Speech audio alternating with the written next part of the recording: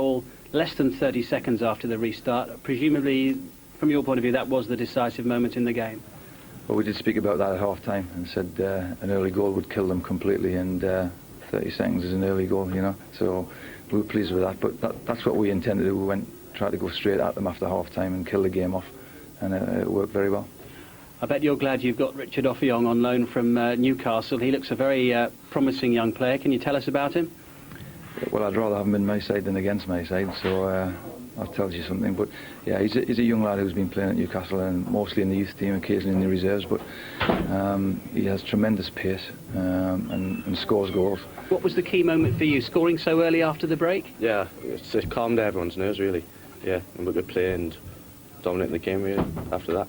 Realistically, what does this mean, getting into the third round potentially for a club like yours? Oh, it'd be very good. If we can get in the third round and we get a big club, you know, it could be financially very good for us, you know, which all the clubs are needing at the moment. And of course, under my circumstance, I'm up putting a new stadium up, 25,000 seater, and every penny goes the distance now, doesn't it?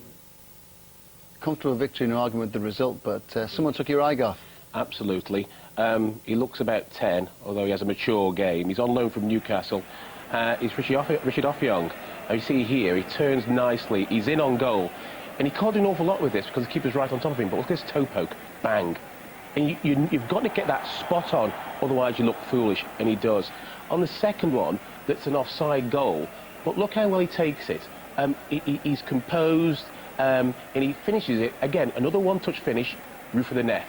No problem, and you can very easily sky those balls, and he doesn't. He hits the target. But this one's lovely. This has got this smacks of Michael Owen, and there's a little lift at the same time here. Beautifully composed, and throughout the game he looked like a good player, and Newcastle have got something there. Took your eye as well, John? Yeah, he certainly took his goals very well indeed. The first one, he manipulated the position by taking the goalkeeper by surprise. Good stab, didn't expect it. Second one, again, quality. Drew the goalkeeper, chipped over. Signs of Paulo one-chop a little bit. Works for everyone, really, doesn't it? Because he's on loan from Newcastle, he's in the North East, so they can still keep a firm eye on him, and he's getting great experience. Exactly, and at the end of the day, they've got a lad who probably will play Premier League football at the end of the day, and everyone wins. It should be done more often for me, with like young kids with the bigger clubs. Let them go into the lower leagues and see what it's all about. And Georgie Reynolds, very happy and looking good. Looking great. The bank manager might be on Monday if they get a good draw as well. Perhaps Hull City are ready for a move. This result left them with just 4 victories from their final 17 matches at Boothferry Park. The first half ended with Simon Betts marking his 50th league appearance for Darlington with his first goal. And despite the second half starting with Craig Liddell being sent off for fouling Phil Jevons, Hull couldn't avoid a first league defeat under Peter Taylor. The Tigers' next home game will be at the Kingston Communications Stadium. Their last at Boothferry Park ended Hull 0, Darlington 1. An early penalty for Carlisle against Darlington. Watch Richie Fore and number 9 in blue tangling with Stuart Whitehead. Referee David Pugh pointed to the spot, and Craig Farrell stepped up to give Carlisle the lead. Darlington had their grumbles about the penalty award. Carlisle were upset about the visitors' equaliser. 2 appeals for offside were turned down, and Richard Offiong made it 1-1. Offiong's on loan from Newcastle, while Carlisle have gone to Middlesbrough for Mark Hudson, who then scored his first goal since joining on loan at the start of December. Carlisle were looking to end a run of 5 league games without a win, but they were to be denied that much needed success when Barry Conlon was held. Offiong held his nerve and scored with a superbly taken penalty. 2-2.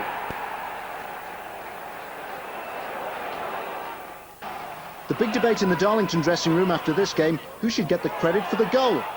Barry Conlon's header came back off the bar. Craig Liddell followed it up with Ashley Nichols, who was given the nod by those watching from the press box. Torquay's game against Exeter on Thursday was postponed, but this wasn't to be a completely cheerless Christmas. Jason Richard Hodgson's first league goal for almost a year secured a point for Darlington at promotion chasing Oxford last night.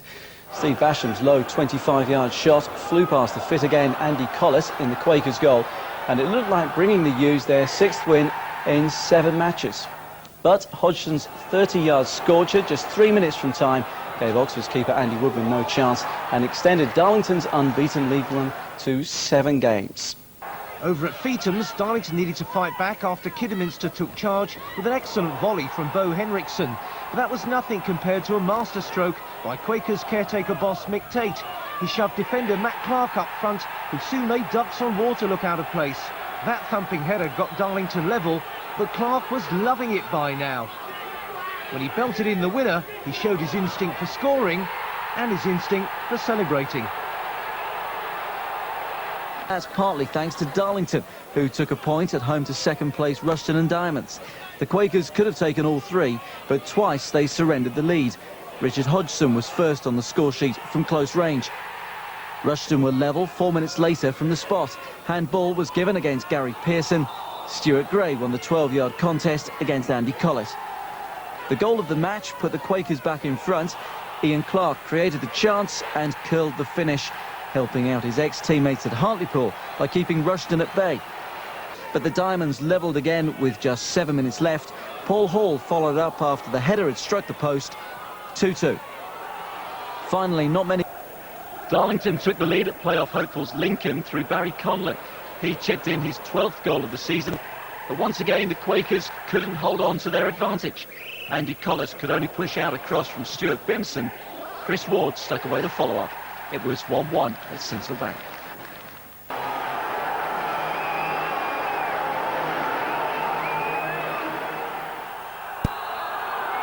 The last derby at Feetham's.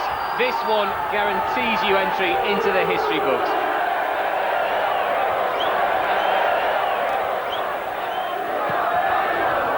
Quakers starting out with 3 at the back, 3 in midfield, 2 wider and 2 up front. Hartlepool fairly straightforward 4-4-2 that's got them clear.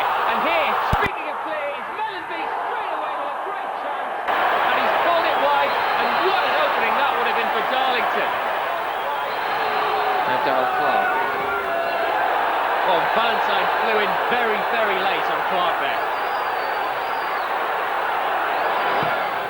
Madison puts it back into the 6-yard box. It's surely a foul on the keeper. Ball ends up in the net, but that will not be a goal. Now Barron puts a decent ball in. Comes away. Humphreys on the edge of the box, tries the low drive, and it's inches away from the opening goal. Well, Richie Humphreys has a rich vein of goal-scoring form, a hat-trick last week, and very close to the opening goal at Feetham this afternoon. Valentine takes it quickly. Cullen got the header in, and one out for it! And Barry Conlon has given Darlington the lead in the last ever derby match at Feetham. Robinson. Ball played in. Now that's on the keeper, and there was a push there, and that is a penalty. The push was by Clark on Williams. It was off the ball. The referee saw it and had no hesitation in pointing to the spot, and Hartlepool have a penalty. Adam Boyd with the chance to bring Hartlepool level, and he has done. Nerves of steel from young Adam Boyd. The Hartlepool fans enjoy the moment. Robinson, Mark Tinkler. He looks across. It's a decent ball in. The head is in. It's 2-1 to